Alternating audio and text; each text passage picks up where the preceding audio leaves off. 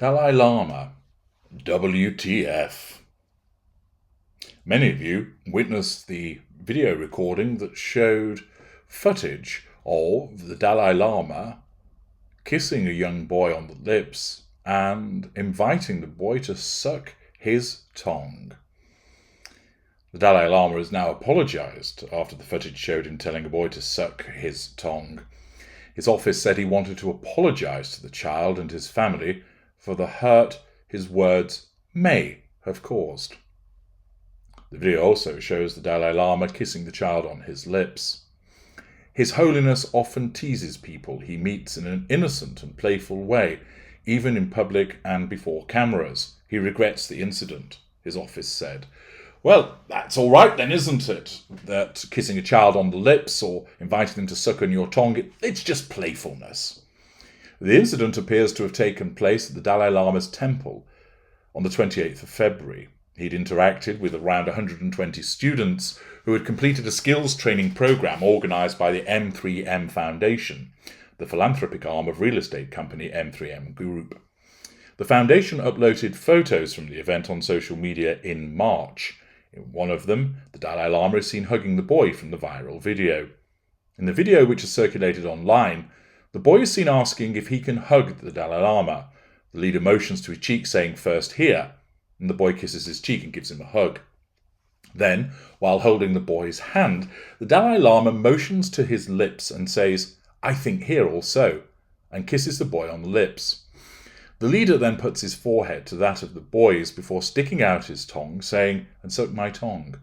As some people laugh, the boy sticks his tongue out before withdrawing a little, as does the Dalai Lama. There are more hugs, as the spiritual leader speaks to the boy for a while longer, telling him to look to good human beings who create peace and happiness. Sticking one's tongue out can be a form of greeting in Tibet. The Dalai Lama has been living in exile in India since fleeing Tibet in 1959, following an uprising against Chinese rule there. In 2019, the Dalai Lama's office apologised after the spiritual leader told the BBC in an interview that any future female Dalai Lama should be attractive. But who is the Dalai Lama? Well, it's a title that's given by the Tibetan people to the foremost spiritual leader of the Gelug, or Yellow Hat school of Tibetan Buddhism, the newest and most dominant of the four major schools of Tibetan Buddhism. The 14th and current Dalai Lama is Tenzin Gyatso, who lives as a refugee in India. The Dalai Lama is also considered to be the successor in a line of Tulkus, who are believed to be incarnations of Avalokitesvara, the Bodhisattva of compassion. Since the time of the 5th Dalai Lama in the 17th century, his personage has always been a symbol of unification of the state of Tibet, where he's represented Buddhist values and traditions. The Dalai Lama was an important figure of the Gelug tradition, which was politically and numerically dominant in central Tibet, but his religious authority went beyond sectarian boundaries.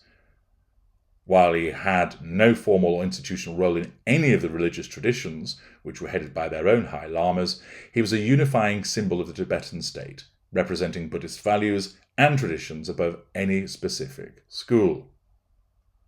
The traditional function of the Dalai Lama as a ecumenical figure, holding together disparate religious and regional groups, has been taken up by the 14th Dalai Lama. He's worked to overcome sectarian and other divisions in the exiled community, and has become a symbol of Tibetan nationhood for Tibetans both in Tibet and in exile. There's a little bit of history about the role, and there is the 14th Dalai Lama, who is the incumbent. Now, there has been mixed reaction to all of this, with some people horrified at the behaviours, branding it child abuse. For instance, in the Daily Mail, it runs with the title, "If the Pope asked a child to suck his tongue, he wouldn't be the Pope anymore. The Dalai Lama does it, and there's almost universal silence. It looks like child abuse, and the inaction is shameful." One of the only prominent American voices reacting with the appropriate degree of disgust to a horrifying video of the Dalai Lama appearing to abuse a young boy is rapper Cardi B. She tweeted in response to the sick display, "The world is full of predators. They prey on the innocent, the ones who are most unknowing, our children." And the singer's reward for stating this obvious and vital truth, reports the Mail Online, she was pilloried on social media, threatened in her direct messages, and made out to be some kind of bigot. Interestingly, many people have defended his actions. On LBC, a caller on Nick Ferrari's programme rang in stating, "The Dalai Lama lives in a spiritual dimension that you and I just can't imagine. His entire life has been lived in a completely different plane than ours." However, Ferrari disagreed with this, stating he's a global figure, he travels the world, he's known to and has every right to mix with royalty and Hollywood stars and show business celebrities. He's very much au fait with the Western world. It's not as if he's suddenly been discovered living in Upper Whoop Whoop. The caller said he was chosen to be Dalai Lama from a very young age. She would have absolutely no idea that this would be seen in the wrong way, because sticking one tongs out can be a form of greeting in Tibetan culture. Given the fact that the Dalai Lama does have familiarity and significant familiarity with Western culture, it would be somewhat naive to suggest that he wouldn't necessarily understand that this would be seen from a Western viewpoint as not necessarily appropriate behaviour, to put it mildly. He, of course, has expressed regret and has used a conditional response of that he apologises for the hurt his words may have caused. Not have caused, but may have caused, demonstrating that he doesn't necessarily agree that it will have caused offence. And there are many people that have jumped to his defence, which demonstrates, of course, the power that a religious individual has in order to act in the way that they do. Now, what are we looking at here, though? Many people have contacted me asking, is he a narcissist as a consequence of this behaviour? Well, unsurprisingly, you're not able to make a determination based upon one act. Of course, analysing it of itself, it demonstrates poor boundary recognition to behave towards a child. It might be the case that sticking your tongue out is a greeting in Tibet, but inviting somebody to suck on it goes further. It lacks boundary recognition, shows a sense of entitlement to behave that way. Furthermore, kissing a child on the lips in that manner when the child is not his is also demonstrative of poor boundary recognition. So the behaviour of itself is certainly problematic. Is it the case that he knows it's wrong and he doesn't care? Is it the case that he thinks it's appropriate but realises after the event that people would be bent out of shape? The nature of the apology is one which is actually not particularly contrite, basically suggesting, sorry if you're hurt by my actions, words which are often said by, yes, narcissists. I'm sorry if you're hurt by what I've said. I'm sorry if you're offended by what I've done. Namely, it's your fault that you're hurt. It's your fault that you're offended. I haven't done anything wrong. Is it the case that we have here an individual who is a narcissist and is utilising his power, his prestige, his authority to abuse a young boy in plain view? If he is, this wouldn't be seen as a cracking of the facade, because you wouldn't see that there's any threat to control taking place with regard to the Dalai Lama. Instead, what you would be witnessing is, if he is a narcissist, one that knows precisely what he's doing, and basically knowing that he has a reputation for being seen as a holy, almost untouchable figure, that he can do what he likes, including kissing a young boy on the lips and inviting him to suck on his tongue.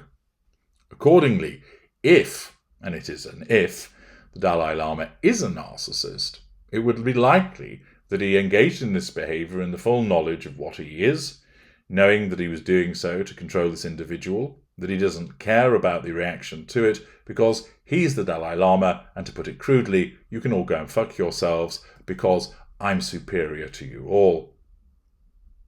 I am a supreme spiritual individual, and therefore you can't criticise me. And indeed there is some weight with regard to that untouchable status which has been demonstrated as a consequence of the reportage. As the Mail has picked up, there's largely been silence about calling it what it is, with more people preferring to err on the side of caution and suggesting that actually what's happening here is that it was a mistake and it wasn't abusive. Might it be, however, that this was not the actions of a narcissist? Quite possibly. Based upon tradition and making a mistake, it could well be that that's simply what it is. That in the moment it didn't show much emotional empathy to the boy, but that was as a consequence of a misunderstanding, that a reliance upon a particular cultural behaviour is seen as acceptable. Many people, of course, in the West, looking at it through Western eyes, would say, this is inappropriate behaviour, that's a child, and you've been intimate towards him. That's abusive. Others would say, no, he operates in a different world. What he done might be seen as inappropriate, but the motivation behind it wasn't abuse. It was quite simply a mistake and ought not to have happened. But ordinarily, there's no malice involved in it, that it was a cultural behaviour that is not accepted in the West. Where it lies, well, depends very much on what the individual is. He may well be an empathic individual that has made a mistake. Remember, as I've explained to you on many occasions, people who are empathic are not saints. They do make mistakes. They make them often. Empathic people can engage in what would be viewed as bad behaviour as a consequence of the diminution of their emotional empathy occasioned by an external stressor. Here, the external stressor would come under a cultural difference if he's not a narcissist. But if the Dalai Lama is, then it would be very much the case that he would be aware of his behaviours and simply doesn't care about the ramifications of it, giving a half-assed apology thereafter and utilising the fact of a facade of being a supreme spiritual being and therefore untouchable. As always, the interpretation of the behaviour is done through the prism of what that person is. Making that determination is hugely important, because by looking at the evidence of somebody's behaviour and conduct over a sustained period of time, going to the evidence, we are able to make a determination as to what that person is. Is the individual a narcissist, with all that flows from that? Or are they narcissistic but not a narcissist? Is it the case, for example, that they are a normal or an empath? I've offered you different alternatives as to what might be going on based upon whether the individual concerned is a narcissist or if they're an empathic individual. I've made a determination elsewhere as to what the Dalai Lama is. I'm not going to spoil that material for people by making mention of it here. What you can do is access that material separately, and then you can apply the options that I've given you here to make that determination. What is clear is the behaviour of itself is viewed as inappropriate by many people. Others deem it unfortunate, but understand why it might have happened as a consequence of cultural behaviours.